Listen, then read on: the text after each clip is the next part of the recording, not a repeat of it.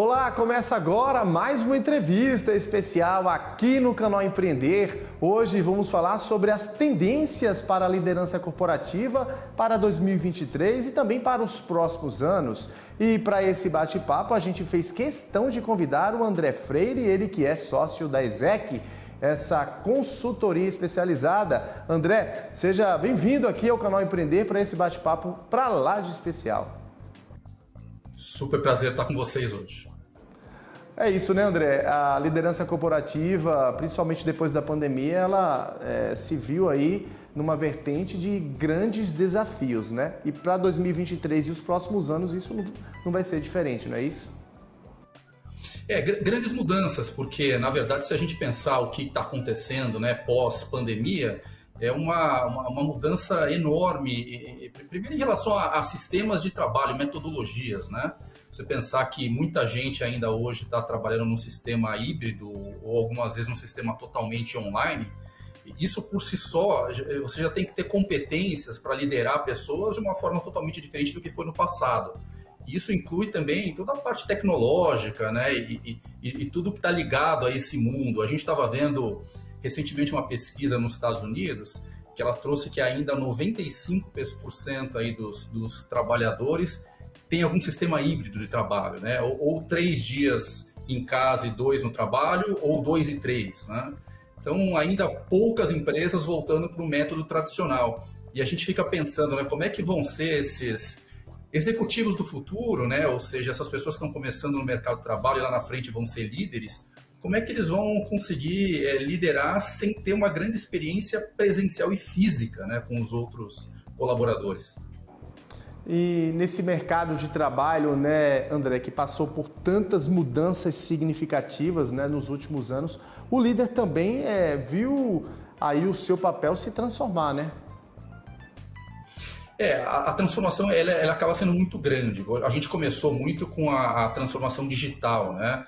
Isso veio um pouquinho antes aí da pandemia, os últimos anos foi muito em cima de metodologias e sistemas aí diferentes do que as pessoas estavam acostumadas. Então a gente fala muito que um dos pontos importantes nos últimos anos em termos de desenvolvimento de executivos é a consciência digital. Ou seja, esse executivo ele não precisa desenhar, né, um aplicativo, ou seja, não precisa ser alguma coisa que ele precise ter um conhecimento tecnológico, mas um conhecimento como líder de como usar essas ferramentas digitais para o bem do negócio, né? Então, eu acho que esse foi o primeiro grande movimento. E aí a pandemia ele veio para multiplicar isso, né? Como é que agora eu tenho que trabalhar com pessoas através de uma distância e fazer com que essas pessoas se engajem, né? O engajamento, a gente acredita muito aí que é o primeiro dos itens, né, que a gente coloca aí como uma grande mudança. Como é que eu consigo engajar pessoas através de um trabalho híbrido, através de uma distância, através de ferramentas e não mais, muitas vezes, com aquele tempo do cafezinho onde eu consigo uma pessoa e bater um papo mais informal, né? Verdade, André. E essas mudanças, né, no ambiente de trabalho vêm trazendo cada vez mais desafios, não só para os gestores, para os líderes, mas também para toda a equipe, né? Também para os colaboradores, né? A gente fala muito pensa os estagiários, né, que estão começando a trabalhar hoje, ou as pessoas que... Nós na ESEC, nós somos uma empresa que nós recrutamos executivos, né? Então, o principal trabalho da ESEC é uma consultoria de recrutamento e também de desenvolvimento de executivos, né? Então, essa parte de recrutamento, muitos processos que a gente fez recentemente, o candidato ele não foi presencialmente nas entrevistas, né? Fez todas as entrevistas online e de repente ele está entrando numa nova organização, numa nova cultura e ele está participando de alguma coisa muito à distância.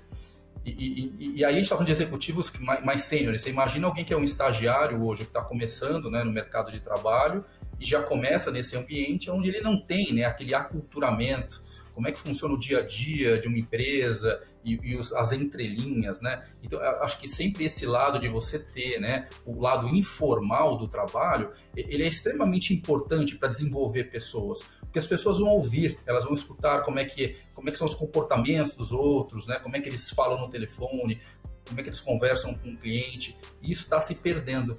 Então é uma pena, né? Porque essa nova geração, a geração Z, né, que está entrando agora no mercado de trabalho, de alguma forma em posições um pouco mais efetivas, né? Então são pessoas que estão já saindo para posições, as primeiras posições gerenciais, elas possivelmente aí vão ter uma dificuldade muito grande, né, de relacionamentos, de gestão, porque elas não passaram e possivelmente aí por processos aí de aculturamento e tem sistemas diferentes de trabalho, né, muitas vezes sistemas de trabalho online. E é como você falou, André, o mercado de trabalho ele também teve que inovar, né? Ele também teve que se reinventar em razão principalmente da pandemia, né? E aí onde entra toda essa questão da inovação da tecnologia, né? Do mercado, né? O mercado de trabalho também ter de acompanhar essas novas tendências, né? E aí é quando a gente entra nessa questão do híbrido, né? Do formato híbrido. Na sua opinião, esse modelo, ele é mais, digamos assim, ele traz mais benefícios e menos riscos? Qual é a sua opinião com relação ao modelo híbrido? Eu acho que como qualquer modelo, você tem os prós e contras. Eu acho que alguns prós do modelo híbrido, né? Em primeiro lugar, é uma conveniência. É uma conveniência de você não pegar... Se você trabalha em grandes centros como São Paulo, onde eu trabalho, você tem aí uma dificuldade muito grande de trânsito. Então, pessoas ficam 1-2 horas no trânsito todos os dias. Na verdade, todos estão perdendo, né? A economia como um todo está perdendo tempo com isso. Você tem a segurança, né? Você tem os deslocamentos, você tem os custos, né, de pegar um carro e estacionar, gasolina, tudo isso. Então, obviamente, você tem uma conveniência de trabalho. Isso é um fato positivo, né? Acho que outro fato positivo é que no trabalho híbrido você tem um pouquinho mais de produtividade no sentido de que as suas reuniões online, elas têm hora para começar e hora para terminar. Então, a gente vê hoje muitas reuniões, a gente demora 2-3 minutinhos, parece que, né, aconteceu alguma grande coisa e a gente termina no horário certo porque tem a próxima. Quando você está num presencial, você sempre tem aí os imprevistos, então você nunca começa na hora certa, nunca termina na hora certa. Então, eu acho que a produtividade no online, ela é muito boa também, e ela funciona de uma forma muito boa. Eu acho que tem uma tendência no online da gente ir direto ao ponto, muitas vezes evitando as entrelinhas, então você tem aí uma produtividade melhor, né? Eu acho que esses são os grandes benefícios aí do online. Agora você tem todos os outros que são os malefícios, né? Quer dizer, você passa a não ter mais uma cultura de entender muito a empresa, como é que a empresa funciona, porque você não tem o informal, você não tem muito qual é o jeito da empresa, né? Como que a empresa, quais são os valores, como que a empresa funciona no seu dia a dia. Você perde isso. Eu acho que as pessoas perdem um pouco em termos aí de engajamento, né? Porque você não tem aquele dia a dia, você não tem aquele cafezinho, você não tem aquele momento, né? Vamos almoçar juntos para poder discutir algum ponto aqui e o lado mais informal da coisa, então você perde muito em relação a isso. E o conhecimento, eu acho que o conhecimento dentro das empresas, ele acontece muito através deixa eu verificar como é que, né, um executivo mais sênior faz no dia a dia. Então, como ele se comunica, como ele conversa, como ele discute, como ele fala no telefone, isso tudo a gente está perdendo. Então, essa geração que entrou num trabalho agora no modelo mais híbrido, ela não está tendo essa oportunidade de engajamento, né, e de discussões naquele ambiente de trabalho. E aí nem contar a parte, por exemplo, comercial. Hoje, muitas vezes, o comercial ele acaba sendo feito também pelo online. Você não tem mais as oportunidades de fazer, às vezes, reuniões comerciais presenciais, onde tem aquele outro lado, né, de como é que você consegue engajar as pessoas, até pelo próprio, né, o próprio gestual que a gente tem. Então, isso é uma perda grande que a gente acredita que vai influenciar, né, os líderes do futuro. André, a gente sabe que não existe um modelo, um formato ideal pós-pandemia. Durante a pandemia, na verdade, existem alguns modelos que vêm sendo adotados, né, pelas grandes empresas, pelas pequenas empresas também. Temos o formato híbrido, temos o presencial, né, o semipresencial, né, no caso também, o online também. Na sua opinião, qual seria o melhor formato para que, de fato, essas empresas tenham uma produtividade mais eficaz? O melhor formato, sem dúvida, é o híbrido, né? Sejam ele 3-2 ou 2-3, 2 dias no trabalho ou 3 dias no trabalho, ele é o ideal. Por que não dá certo hoje em dia mais o formato 100% presencial? Porque você não vai conseguir atrair pessoas, você vai perder pessoas. Então, hoje, no processos seletivos, por exemplo, que a gente faz aqui para posições de diretoria, mesmo posições de diretoria, né, executivos que a gente conta que o processo de trabalho é 100% presencial, eles não topam participar. A grande maioria não topa mais. Então, acho que sinceramente, não vai mais existir alguma coisa 100% presencial. E as empresas que ainda estão, né, que são poucas hoje, eu acho que menos de 10% das empresas hoje estão 100% presenciais, né? Obviamente, a não ser em casos que você tenha, eu sou uma fábrica, eu tenho que operar ali dentro, obviamente, aquela função específica, ela sempre vai ser presencial, né? Mas em posições mais comerciais ou de suporte, não vai ter o 100% presencial, a não ser que você queira perder pessoas. O 100% híbrido, desculpa, o 100% online também, eu acho que ele não funciona, porque uma pessoa que nunca vai em reuniões, que você não tem engajamento, não vai sentir como é que vai ser a cultura dessa empresa, você vai perder muita coisa também aí dentro, né?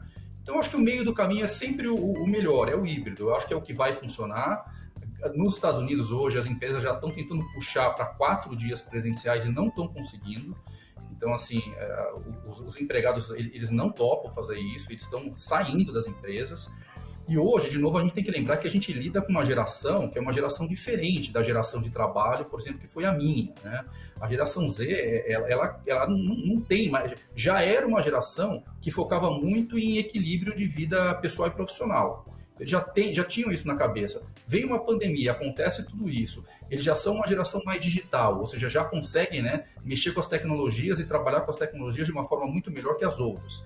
Então, essa geração não vai aceitar. A geração um pouco mais velha até aceita porque está mais acostumada, mas a geração mais nova nunca mais vai aceitar trabalhar em processos que sejam 100% presenciais. Então, é uma adaptabilidade. Essas empresas têm que se adaptar e tem que fazer alguma coisa a respeito, porque se querer continuar a ficar 100% presencial, vai perder gente. Perfeito, André. A gente só vai para um rápido intervalo e volta daqui a pouquinho na sequência falando mais sobre essa questão das tendências para a liderança corporativa. É rapidinho. E para você de casa, não saia daí, a gente volta daqui a pouquinho.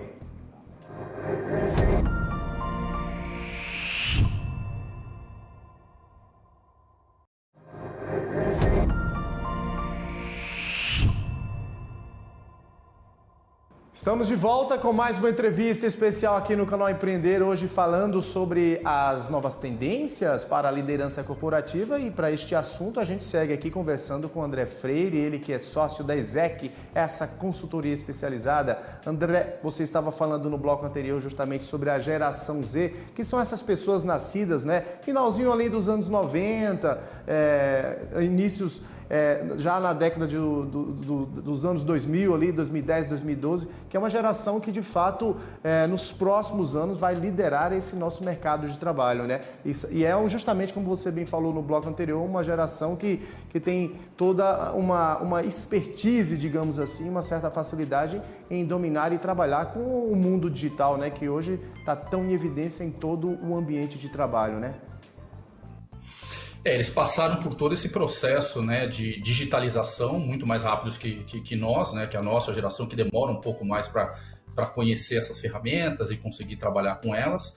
Alguns já são mais nativos digitais, né, ou seja, aqueles que já vieram um pouco mais no final aí dessa geração já nasceram praticamente dentro de ambientes digitais, tem uma facilidade muito maior. Agora, por outro lado, é uma geração que tem as suas complexidades, né? Porque, primeiro esse negócio de...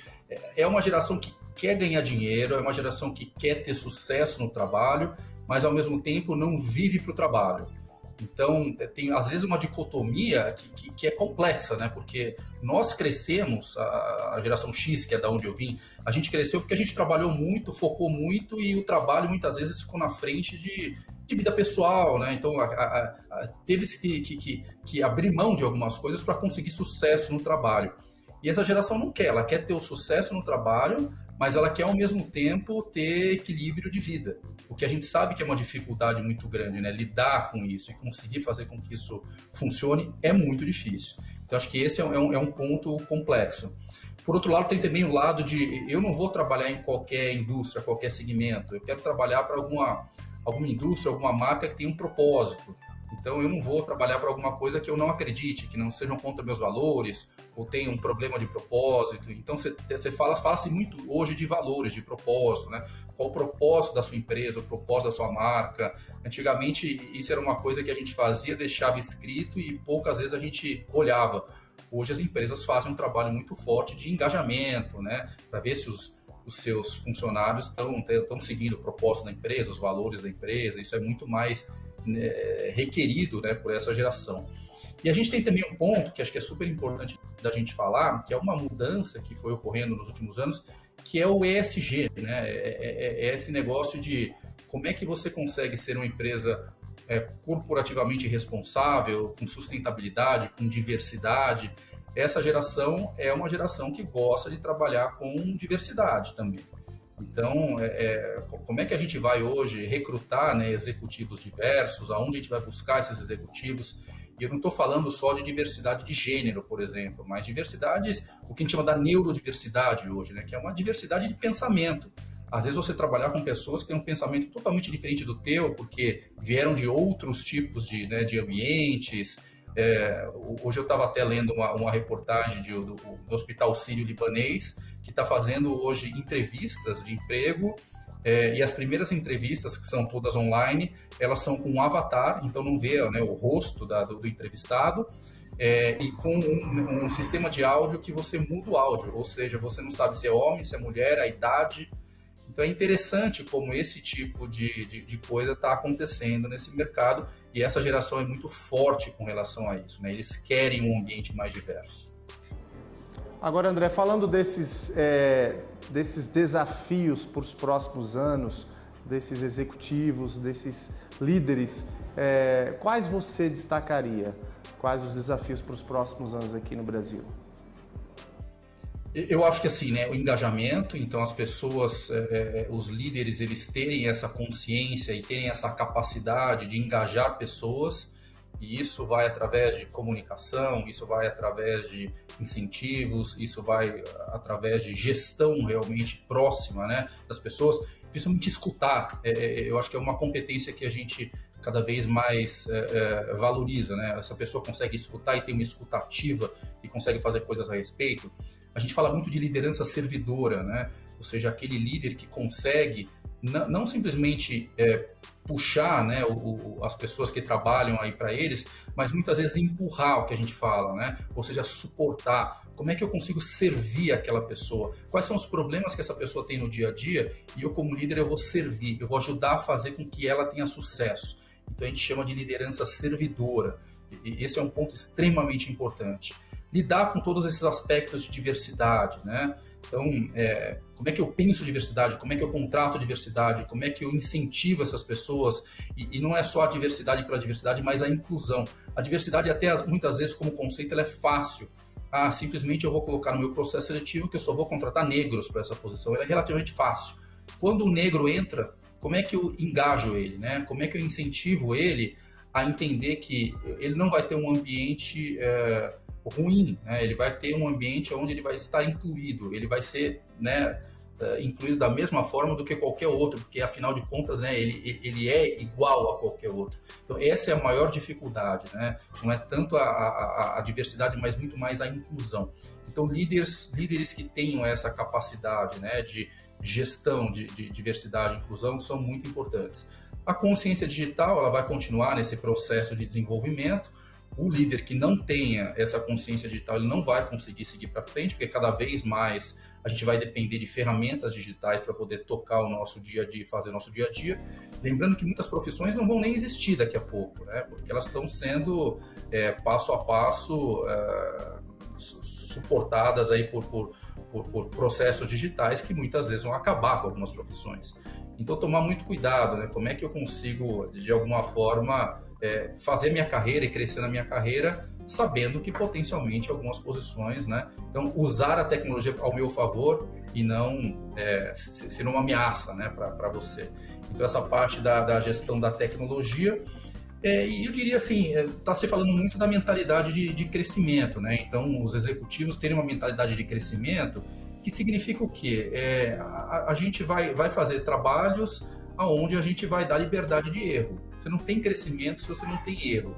Então, acho que hoje, ambientes onde você tenha essa facilidade de você conseguir errar e resolver o problema e depois fazer de novo de uma forma melhor, e não ser aquela empresa que ela coíbe o erro, né? O erro é um problema, o erro eu vou tirar pessoas da organização porque elas erram. Eu acho que esse é uma liderança errada. Então, a liderança hoje que ela facilita com que as pessoas errem rápido e consigam se reerguer e fazer, né, de novo e conseguir testar, né, os pilotos, ela é uma mentalidade de empresa, de mentalidade de crescimento. Acho que essas são as principais tendências que a gente está vendo aí no que vão continuar nos próximos anos. Elas foram importantes agora, no pós-pandemia vão ser mais importantes ainda, mas com muito foco realmente e ênfase na parte humana, né? Então, é engraçado, porque a gente tem, de novo, uma outra dicotomia. Cada vez mais a gente fica mais tecnológico, mas cada vez mais, devido a isso, a gente precisa de um balanço, de um equilíbrio. Então, os líderes têm que ser mais humanos. É uma forma de você compensar isso. Escutando melhor, sendo um líder servidor, sendo um líder engajador. Então, essa humanidade, ela é muito necessária hoje dentro quando a gente busca uma competência de um executivo líder. E falando um pouquinho agora, André, da atuação do trabalho da ESEC, que presta essa consultoria especializada junto a essas empresas, junto a esses líderes, né, a esses executivos, a esses gestores, como é que funciona o trabalho de vocês para que, de fato, esses profissionais altamente qualificados, eles exerçam um papel, né, cada vez mais próximo ali, principalmente da equipe, dos colaboradores, né, para que garanta ali mais engajamento e mais produtividade, né, que é o que toda empresa busca e quer, né, André? Perfeito. Quando a gente fala de desenvolvimento, né, a gente aqui na ESEC tem duas vertentes. Uma é o desenvolvimento de times, de equipes, onde a gente faz trabalhos que sejam uma simples palestra, um workshop, ou muitas vezes um trabalho de longo prazo com aquela equipe, onde a gente vai tentar trazer, né, esses pontos todos, essas competências importantes e tentar trabalhar com essa equipe, né? Tem trabalhos também individuais, onde a gente trabalha com o executivo individualmente. Aí são projetos de coaching, projetos de mentoria, projetos de desenvolvimento desses executivos, algumas vezes voltadas para desenvolvimento de algumas competências comportamentais, outras vezes, por exemplo, para direcionar esse executivo na consciência digital ou em outras consciências que são importantes. Então, a gente faz esse trabalho aqui de desenvolvimento e também no recrutamento, quando o nosso cliente nos contrata para buscar executivos no mercado, aí, obviamente, a gente tem que buscar esses executivos que já tenham essas competências. Então, a gente avalia essas competências e a gente traz esses executivos que consigam, né, ser esses líderes aí do futuro, ou seja, esses líderes que consigam ter essas competências. Então, por isso que é muito importante você ter essas competências, porque nós, como, né, recrutadores, na hora que a gente vai buscar você, a gente vai avaliar dentro de uma entrevista se você tem essas competências necessárias para poder ser um líder efetivo aí para os próximos anos. André, quando se fala em liderança corporativa, a gente já imagina grandes líderes, né, de grandes empresas, de grandes corporações, né? Mas todas essas tendências, essas competências, elas também podem ser aplicadas no ambiente de trabalho da micro, da pequena empresa, né? Devem ser. Eu acho que aqui tudo que a gente está falando, nada é específico para algum tipo de empresa maior ou menor, ou multinacional, ou nacional, ou familiar, né? Pelo contrário. Eu acho que, na verdade, quando a gente pega as empresas menores ou empresas, muitas vezes, que tem uma estrutura familiar de gestão, né? Uma estrutura de governança ainda não tão bem montada, a dificuldade ela é ainda maior. Porque aí você tem, além dessas competências todas que você tem que ter outras competências como resiliência, né? Muitas vezes você tem que lidar aí com o dono da empresa, que tecnicamente ele pode não conhecer de todas as áreas, mas ao mesmo tempo ele é o dono, né? Então, como é que você lida com isso, com o teu dia a dia, como é que você engaja com esse tipo de situação do teu dia a dia, e tudo que a gente falou aqui, ele vale para qualquer porte, né? Para qualquer tamanho de empresa e para qualquer desafio que esse executivo possa vir a ter.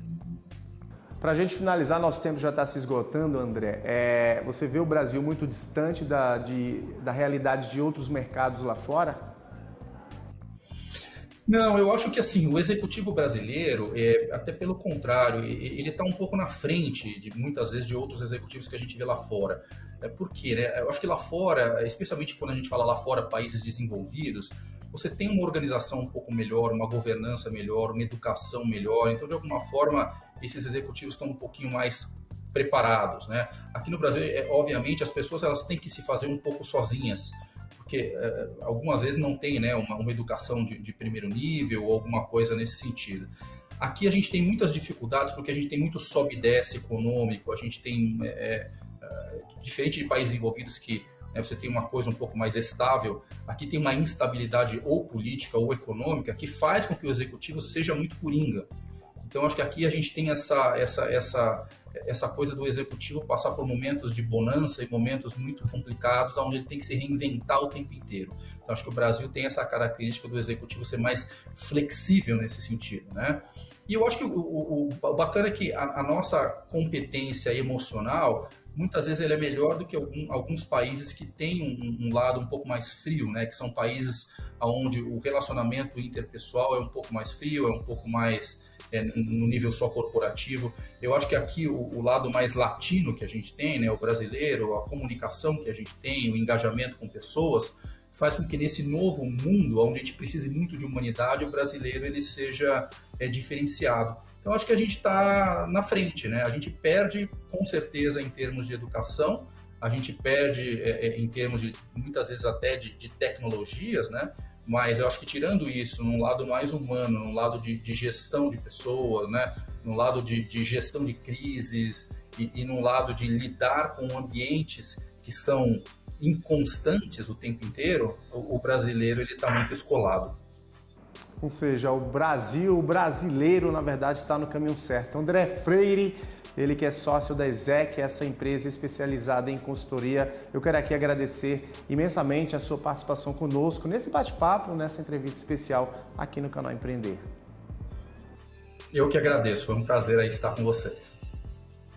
E para você de casa, muito obrigado pela sua audiência, pela sua companhia e fica o convite para a próxima entrevista especial aqui no canal Empreender.